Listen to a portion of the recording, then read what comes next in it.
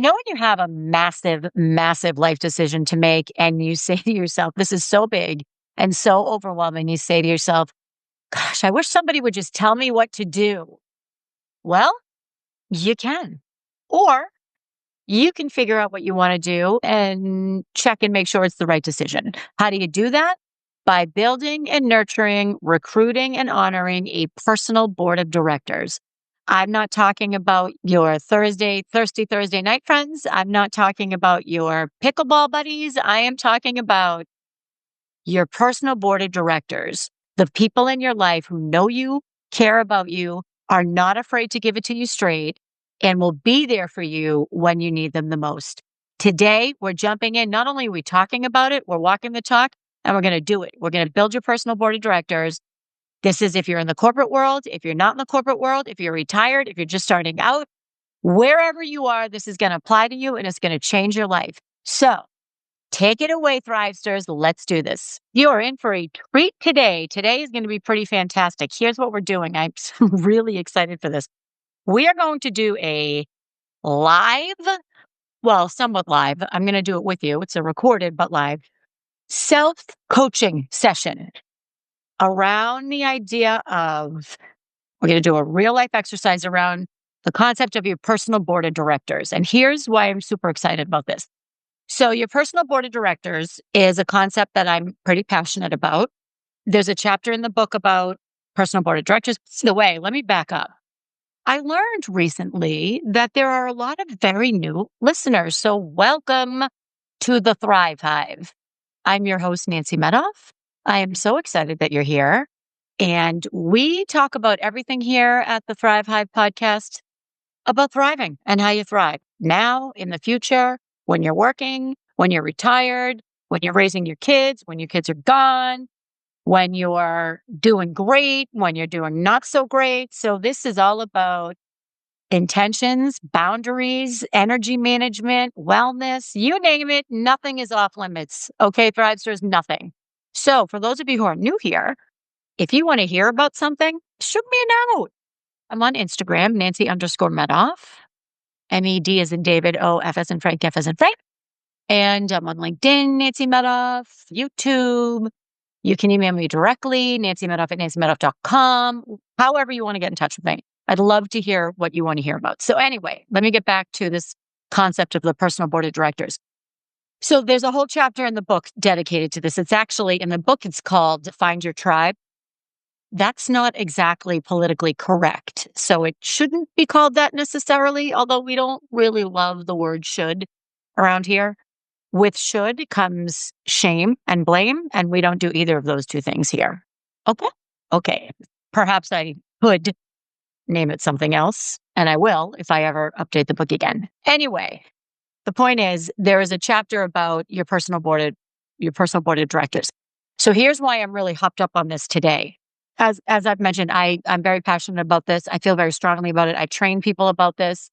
I'm not talking about your rose all day girls. I'm not talking about your friend group. I'm talking about people who know you, people who will be straight with you. That is one of the most important criteria of a personal board of directors.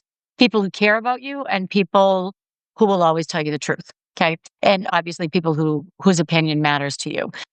So what happens is in your career, and I'm going to get to why this was triggering for me yesterday when I was thinking about it.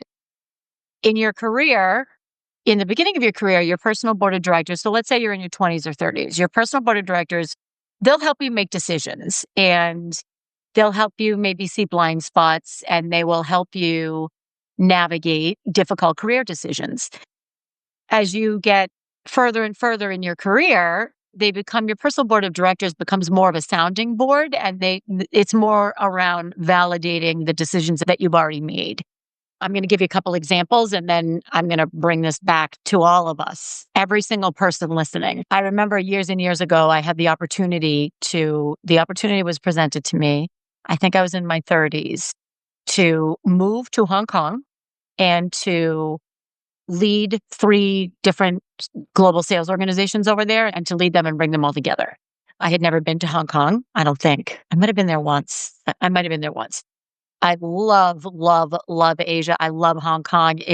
I had been there because it was a dream of mine to live there, I remember. And, so I had this opportunity. So I went over there. And this is an incredible opportunity. Like, this is the type of thing that this is a life changer. And I remember something inside of my instincts and something in my brain said, yeah, this is a great opportunity, but why don't you go check it out? Get on a plane. And again, I had already been there. So necessarily a logical or rational thing to do. Like, you'd already been there. It's a great opportunity. You're going to step into this huge leadership role in a city that you're dying to live in. And so I got on a plane and I went and I spent some time researching and looking around, so to speak, in the metaphorical sense. And I realized after a few days that it would be very, very difficult. It would be a very difficult role for me. First of all, I think it was maybe like, it would have been like my second leadership position. So it's a second time leader going around the world, halfway around the world, completely different time zone, which sounds exciting. Oh, I have a totally different time zone. But if you think about it, when I'm going to bed, everybody back home would have been waking up. And when I was waking up, everybody back home would have been going to bed. Like, you miss a whole day. And I didn't know the language, which is it's kind of a big deal. I mean, I couldn't read any of the signs. I could not navigate a subway. And Mandarin is a very hard language to learn. I would have learned it. And I actually started to take like little, I forget the name of the language course. Oh, I can't remember the name of it. It was someone had cornered the market on language at the time. Oh, I can't remember. They used to have ads on the subways. Anyway, I was going to take their language course. I digress. So I'm like, I'll learn the language. It'll be great. This is my dream. I'll have this big leadership job. And something inside of me said, yeah, I don't think this is a good idea. I don't think I'm going to be set up for success. And I agonized about it the whole way home on the plane. I remember I talked to my plane mate. Somebody should write a book, and they probably have, Confessions in Business Class, or Confessions in in aisle, in seat, Confessions from seat 17A or whatever. Because if you travel a lot, you'll notice that you say things to strangers on a plane that you probably wouldn't say to some of your closest friends. That's a whole nother podcast episode. I will get into that in another episode. Anyway, so I remember talking to the guy next to me and I'm like, yeah, something doesn't feel right. I don't think it's a good idea. And then I remember I had a car service pick me up at the airport. This was before Uber. And I remember the man that was driving the car was taking me back to my apartment in Chicago, and I was telling him the situation. He was not from the United States. He was from Eastern Europe somewhere, and he said he had a very thick accent. And I remember he said, I got out of the car and he said, "Can I say something to you?" And I said, "Sure." And he said, "This job would be very hard for you. This job would be very hard for you." And I wasn't offended. Usually if somebody says to me, you can't do something, I'll tell them all the reasons why I can.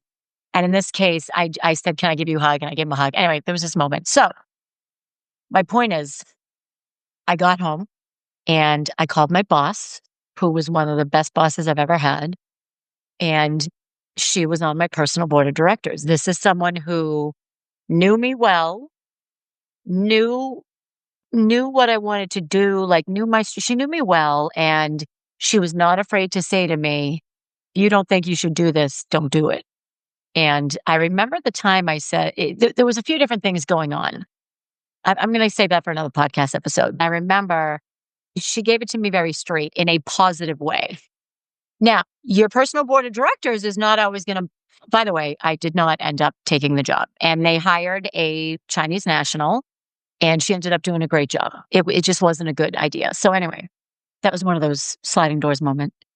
So your personal board of directors, in this case, it was very positive. She gave me positive reinforcement. And in the beginning of your career, they will help you make decisions. Later in your career, they will help you validate your decisions. They will not always tell you what you want to hear. And that is probably the most important criteria for someone to serve on your board of directors. And they'll change as you change. There are a few ride or dies that are still on my BOD. I think there's maybe one. There's one person, I think, that has been on my board of directors.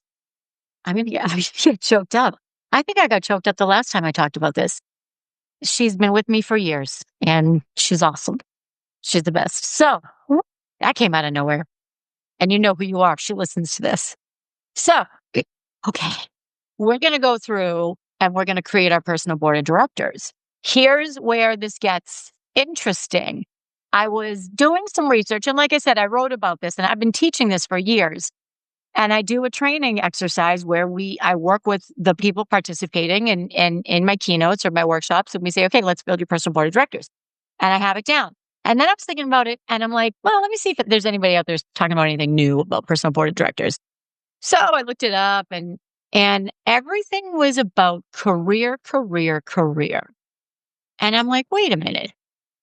Why are we only talking about this as it relates to your career? So a couple things I found offensive. One, so if you're done with your career, like if you're not working anymore, let's say you're retired, let's say you won megabucks. Let's say you made so much money you don't have to work anymore. Then you don't need a personal board of directors. You don't need advice. You don't have big decisions. What if you've never worked in the corporate world? You don't have decisions that might change your life. You don't need a solid personal board of directors in your corner helping you navigate these truly life-changing decisions. You do. And I would say maybe after or if you're done with the corporate world, if you've never been in the corporate world, maybe you even need it more. So I started to get a little activated about it. And I said, you know what?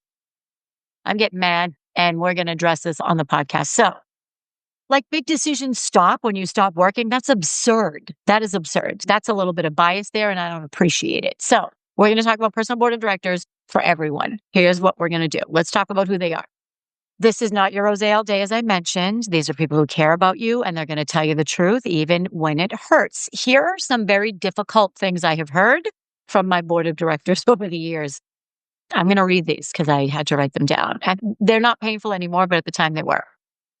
You won't always have the answers. And if you're going to need to trust yourself. If you don't, you're going to fail. That was one that was right between the eyes.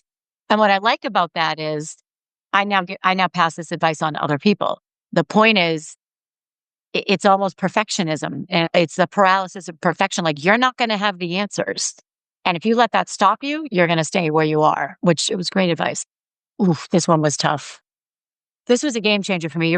Your reputation is everything. And I've been hearing some things about you. So this was actually the same person. And she said, I'm hearing some stuff about you and you need to be aware of it. And it was about how I was being perceived. And I was a very young manager at the time. It was great advice. I could course correct. If she hadn't told me that, I would have kept on with the behavior that was not being received well, and it would have derailed my career. This was a tough one too. Your boss is abusive and you aren't seeing it. You need to leave. That might have come from my husband. That came from someone close to me, a family member. I think it might have been my husband. That was tough. So, but it's not always going to be negative. They'll give you great advice. Another one is you've been preparing for this job your whole life. You're not going to fail. This is when I was afraid to take a new role and to stretch myself. Anyway, when I think about my personal life and I think about the decisions I have to make now that aren't corporate related or aren't career related, they are just as, if not more important.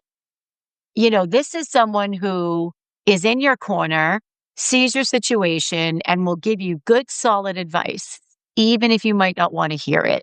It could be, I know this was not said to me. This is an example. I know no one wants to get divorced. I know most people don't. No one wants a failed marriage. And at the end of the day, you're not happy and you haven't been for months. So I support your decision to take this action, or it's time for you to start thinking about what action you're going to take. That is not an easy message to deliver to someone. It is not, especially because it's someone's life. It's not simply their career, it's their life. So you need people on this board that are going to be able to say the difficult things. And that's not always easy. So we're going to do this live. We're going to do it right now. Right now. I want you to, if you're driving, obviously you can't do it right now. If you're in the shower, probably not. I doubt you have a whiteboard in the shower. If you do, we probably should talk. So come back to it. Come back to it. And I'm going to do you solid. I'm going to put a form in the show notes because I do this training and I'm going to give you access to that training. All right. So I want you to think about I'm going to say 20, but if that's too intimidating, you can do 10. 20 people. I'm going to do it right now as we're doing this. 10, let's go with 10. Let's go with 12. 12 people that you think would be great on your personal board of directors. Okay. I'm going to pause this while I do my 12. But before I do that, I want to remind you this has to be, and I'm not going to tell you we're not going to talk about what kind of category in your life they fit into. You have to value their opinion. They have to be willing to give it to you straight, and they have to know you well. Sometimes when I teach this, someone will come up to me after and they'll say, "Hey, will you be on my personal board of directors?" And I'm flattered every time. And I can't because I don't know them that well. So they need to know you well. All right. So 12 people. Okay. So hopefully you have, let's just say 10 to 12 names. So these are people know you well and have your best interest at heart, and they won't be afraid to give it to you straight. Okay. Now, if you have 20, or if you come up with 20, I want you to whittle that down to 10. I want you to have no more than 10 on this list. So do whatever you need to do to get that down to 10. And that might be difficult. It's funny. Sometimes people go like 25, 30, and they go crazy. Sometimes people have like 3. So try to have it be close to 10. Doesn't have to be exactly 10. All right. So now you cannot have more than 2 family members on this list. And here's why I suggest that. Your family they might not, and this is primarily if you're in the corporate world. I find it hard to believe that more than 2 people in your family will really understand your business, your job, your role, the players. Like, I just don't think it's possible.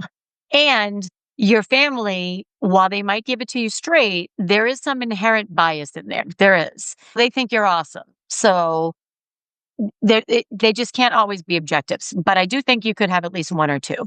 I don't have any. And I don't think I ever really did. I just don't. Okay. No more than 2 friends. See, that's tough. Now, when I'm looking at my list now, it's almost all friends. That's interesting. So there goes my role. Yeah. All right. You can have more than 2 friends. Or if you're in the corporate world, I'm trying to think of a better way to say this. If you're in the corporate world, no more than 2 of your personal friends. Again, because they don't know your day to day. So I think a better way to say this would be make sure that they all know your day to day, like how you live, what your values are. And if you're building your personal board of directors for your job or your corporate job, it's unlikely that, 5 family members and 5 friends are really going to know you that well in that environment. And I'm realizing as I'm doing it, the reason why mine is mostly friends is because my business colleagues, now that I run my own business, they are friends. And it's just different. It just shifted. All right. So no more than a couple friends. If you're working, no more than half of them can be from your current company. And I remember a long time ago, I went to a training class and the man delivering the training said, "I want you to write down everyone you consider to be a mentor." And I did. And he said, "Now put a circle around anybody who does not work for your company." And there was like maybe 1 person. And that's not good because then you run into groupthink or you run into they only know that one company. I worked for one company for 25 years. So if everybody from my personal board of directors worked for that same company, I would only have that viewpoint. You want a diverse set of viewpoints. I would try to have it be a range of experience or ages, maybe. It's not really critical, but maybe a couple of people that are younger than you. I don't know if you've heard the term reverse mentorship. This is where the younger people at the company are mentoring the older people at the company, helping them understand what's going on with their generation. It's really kind of cool, actually. It's a cool concept. That's why I love talking to my young friends. I'm like, what does this even mean? There's a whole vocabulary out there that I don't understand. It's actually kind of fun. Okay. So you're going to do all this. And now you're going to take away 4 names. You're going to cross them out. You are going to be rigorous and you're going to be ruthless. So you're going to end up with 6 names. 6 total. 6 people. 6. 6. Okay. So I'm not going to pause because you can pause me. When you get it down to 6, this is really interesting. Because I started thinking about this yesterday. These are the 6 people that are going to give it to you straight. They know you. They care about you. They know enough about you to understand the landscape of whatever it is that you might be dealing with. And yeah, so what I thought of yesterday that's not making as much sense today, yet I still am going to throw it out there, is to layer this over your values. And I now realize what I was going for. So layer over your values, and what I was aiming for that I don't think is realistic, but it's kind of fun to see if you can do it. Do you have one person from your board of directors that kind of represents each one of those values? So for example, one of my values is physical wellness. I want to be physically well, healthy, nutritionally, exercise, all of that. Is there someone on my list that's a value for them and they get that? Yes, there are several people on my list. Another one of my values is, or my values for this year is nurturing relationships, personal relationships, friendships, and other relationships. Is there someone in that group that's an expertise of theirs? There happens to be. I mean, I think it's a tall order to try to match that up. Also, because your values change, and as your values will change, and you don't necessarily you want the board to be about the people and not necessarily about how they overlay with your values. However, that's kind of cool to make sure that there's at least one person from each one of your values, not a requirement. So you go through this list, you should have about 5 people. Okay. That alone is a massive accomplishment. And I'm thinking more right now about people outside of the corporate space. I'm going to bring it back to the corporate space in a second. So this is who's your ride or die that will be able to give you advice. And if it's your ride or die, you probably trust their opinion and you probably value their opinion. So it's a good way to kind of look at it. All right. So let's go back to, well, we don't have to go back to the corporate space. This is for both. This is for everybody. How are you going to nurture those relationships? So the last thing you want to do is call someone once a year. And that one time a year that you call them, you have a major life disrupting decision that you have to make and you want their opinion. That's not fair to them. That's not fair to you. And that can't be, because they won't know enough about what's going on with you in your life. So for example, there's someone that used to be on my personal board of directors that gave me some of the best advice of my career. I love him and I miss him. I don't talk to him that much anymore. So sure, he could give me great advice, but he doesn't really know enough about the ins and outs of how I'm living and what I'm doing to be able to give me that advice. I could explain it to him, but it's just not the same. They need to be able to be in it in the day-to-day with you. All right. So how are you going to nurture the relationship? Here's what you're going to do.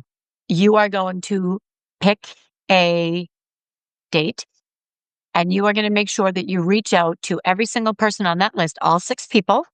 And if you have 10, all 10 people. I'd prefer if you had less than 10. And you're going to pick that date to either send them a text, send them an email, give them a call, however you want to communicate, to check in and say hello. Hey, I'm just checking in to say hello.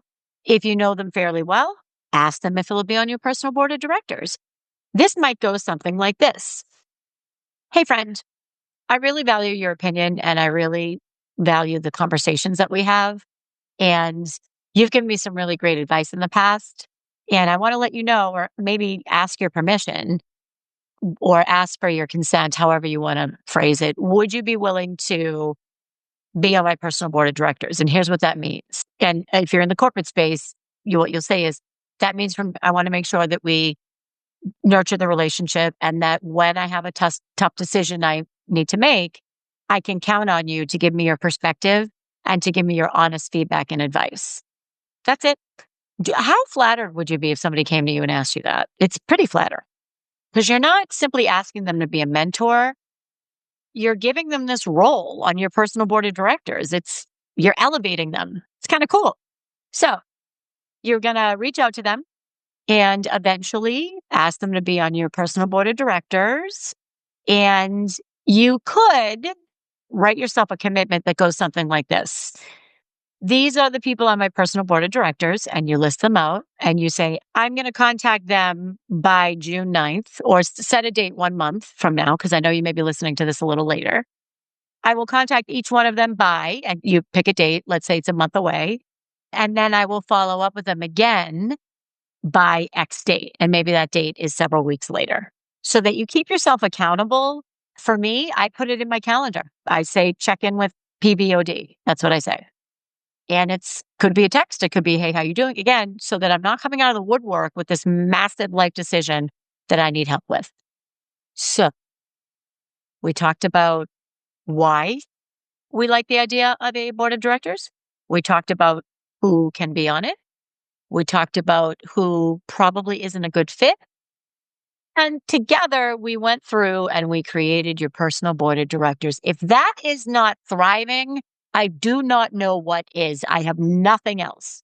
That is drop the mic. We did it. We did it today. So, with that, Thrivesters, thank you for listening. Thank you for spreading the word. I do know that there are many, many new people, and it's because all y'all are spreading the word. So, thank you. By the way, if you are not yet a member of the Thrive Hive community, there's a link in the show notes. It's a free community. I send out an email once a week, usually with some epic advice. I'm kind of joking, but it's always something actionable. It's always with some actionable advice, and it's usually pretty current, something that's happening in the world or happening at the time or seasonal or whatever the case may be. Hop on that list. It's a great list to be on. And I'd love to hear your feedback of what you're liking and what you want to see more of and what you want to hear about. So, my Thrivesters, I will see you next week. I don't know what's happening. For the record, I'm recording this late in the day and I'm a morning person. That's my rhythms are like morning. So I'm a little dis something. I don't know. I don't know. Dis something. Anyway, I will see you next week. And until then, go out there and thrive like you mean it. Peace out, Thrivesters.